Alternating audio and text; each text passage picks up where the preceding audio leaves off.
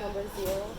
Oh, wonderful. Yeah. Is the show in Brazil? Yeah. And I would like to know what can we expect for the second season? More fun, more romance, more drama. All of it. We really like to balance the show between the drama and the comedy. Mariana's workplace, Speculate, tends to be a little more rom-com, more comedy. Callie's World, more dramatic and about criminal and social justice. And then the Coterie is sort of about romance and roommates and friendships. And we still like to do episodes, like last season we had the episode, which is Davia's birthday episode, and then we had the dating episode where everybody was picking dates for each other. And I think those are really important episodes because they just get to be fun. And my idea with the show is always, I don't want you to know exactly what you're going to get every week. So you don't know. This might be a funnier one, this might be a more intense episode, and this might focus on these characters, the next episode might focus more on some of the other ensemble characters. So sort of kind of, mix it up, because you got to keep people engaged and interested in the show. Yeah, and so kind of going off that, was it always the plan for Mariana to stay at Speculate? Because I know at the end of season 1, she, had the decision of, should she take her app elsewhere, or can she take it elsewhere? Was it always the plan for her to stay at Speculate? No, not always. Okay. One thing that, at the beginning of a season, I'll go into the network and I'll pitch the arcs.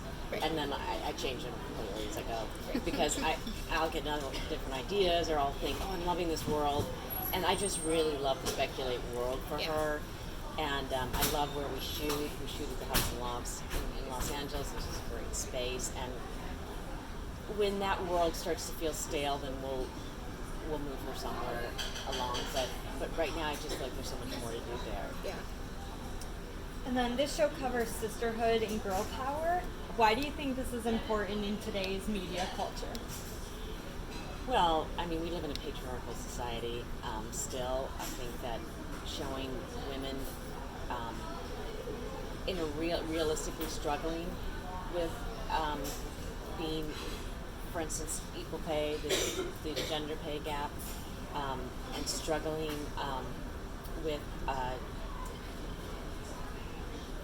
basically, sexism as well, I think is important. And I think that in our show, also what we really try to show, that's where we had the Fight Club girls from the in tech that Mariana brings together, is to show that the solution to women empowerment is with women.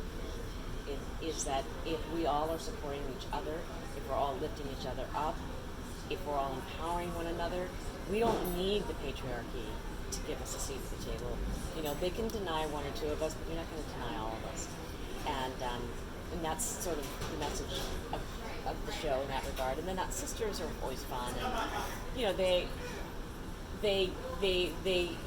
go in and out of having their conflicts. And this season they have some they get the next season they start to get on each other's nerves. Living together, and some issues that come around, and I think that's always fun too.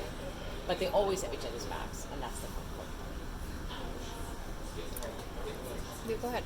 I was just going to say, being a spin-off, will we get to see any more characters coming over in season 2? I know it's something fans really want to see. Absolutely. From the Fosters. Okay. Yes. Is there anyone you can tease? We love our Foster's family, and so my goal would be to have everyone come. So. And so you guys added Patrice Cullors to the writer's room this year after she was a story consultant in season 1. And I'm curious, just what do you like about having her in the writer's room, and what does she add to the writer's room?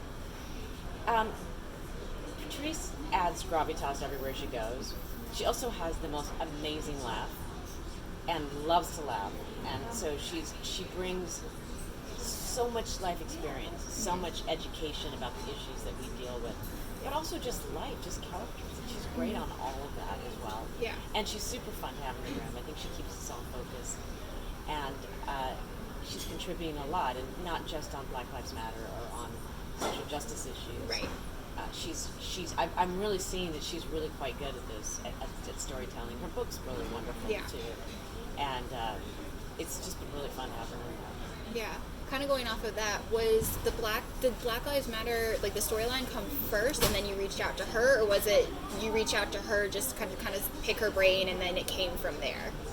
Well, I wanted to have a case that Callie was going to have, and Stefan Clark's shooting had happened, and it was one of many that continue to happen, and I thought,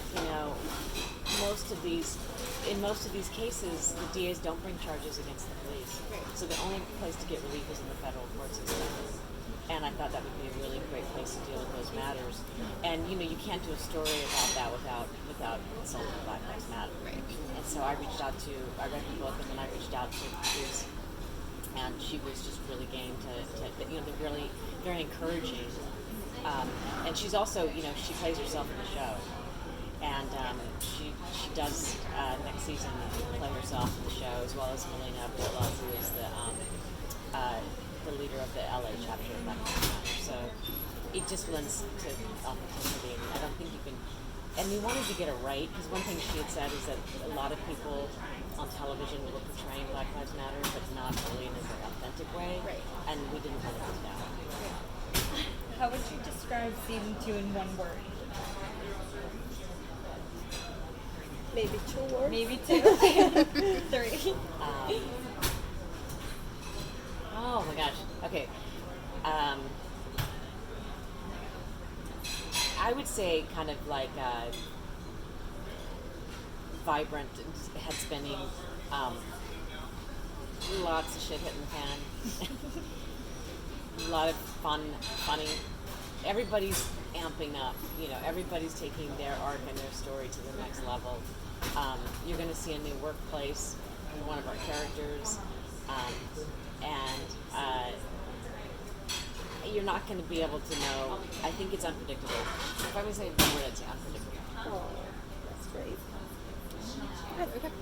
Yeah, so in the trailers that have been around, we've seen that Gael's first love, Elijah's coming back in the picture. I'm curious, is there anything you can tease about that? Like, how's Callie going to react to all of that?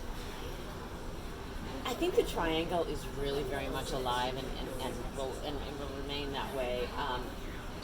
One thing we wanted to do is make sure that we're still telling the story of a bisexual man, Right. and bisexuality, and not suddenly just him. You're still, by the way, if you're dating someone, it doesn't mean you're not bisexual anymore. Right. But it's interesting. Jamie is the kind of guy that sort of takes care of Callie, and Gael's the kind of guy that she sort of takes care of. And it's that thing you vacillate between sometimes. Do you want the steady person who's very caretaking and who sort of represents your career life? Or do you want that person who you sort of have to take care of, maybe who's a little more sensitive in a certain way, who represents the artist in you? And for Callie, they're really clearly, she wanted to be an artist, she chose the law. So they really, both of them, are symptomatic, or are symbols of, I'm not really the right word I'm using, but they are, they're sort of each a part of her, the split part of her. Right. And so which one will she choose? Right. And that's going to be a constant battle. Yeah. Yeah. Who do you guys like? Gotta go with the hair, Gael. Oh, you're Gael? Yeah. Gael? Yeah. Okay, good. All right, good. Because you've got a lot of Team Jamies out there. I know. Yeah. Yeah. Yeah. So I have another question though. So I really liked where you guys went with the Dennis storyline at the end of the season, and I'm curious though, because right now Javi is the only one that knows that he had a son. He was in the hospital. He almost tried to kill himself. Is that something you think that they'll keep to themselves as like their thing, or like at some point will everyone else in the coterie find out what Dennis has gone through? Well, Dennis, is very private, and it's not something that he wants to get out. And I think Davia is very protective of him as well as falling for him in Right. a way. Their relationship is becoming confusing in that regard. They're becoming more than friends in a sense. But you know, it's hard to keep a secret too long anywhere, and especially on television. I know she had given us the Wrap It Up single at some when she walked by, so I don't know if we're done, but I have one more. Yeah, go if for it. we still have time. We had a couple of people tweet us about Evan and what his role is going to be in the next season. So is there anything you can tease if he's going to be a love interest or We're always teasing that possibility, and Everyone. we're going to see more of him this season, and his relationship with Mariana is going to definitely become more personal and more complicated. But there's also Raj, who is adorable, and I think for Raj, he can't believe that he has a girlfriend like Mariana. Yeah. He has to learn to trust that. I think he's always thinking, why me? yeah, kind of going off that too. I mean, in the episode that they just screened earlier, it was the whole conflict too at the very end of, well, the girls all think that Mariana's going to have this all-female team moving forward, but she's already asked Raj, so I'm assuming that's going to be some kind of conflict throughout the rest of the season. Absolutely. I don't think Mariana realized that was the mandate, and so the conflict between the Fight Club girls and her boyfriend is definitely going to be something to deal with. Yeah, I really loved the episode they screened, so I thought it was, I really loved it. So the one they screened at the pilot. Thank you. Yeah. Thank you. Yeah, it's a powerful episode. Thank you. Thank you guys so much. Wonderful to meet you.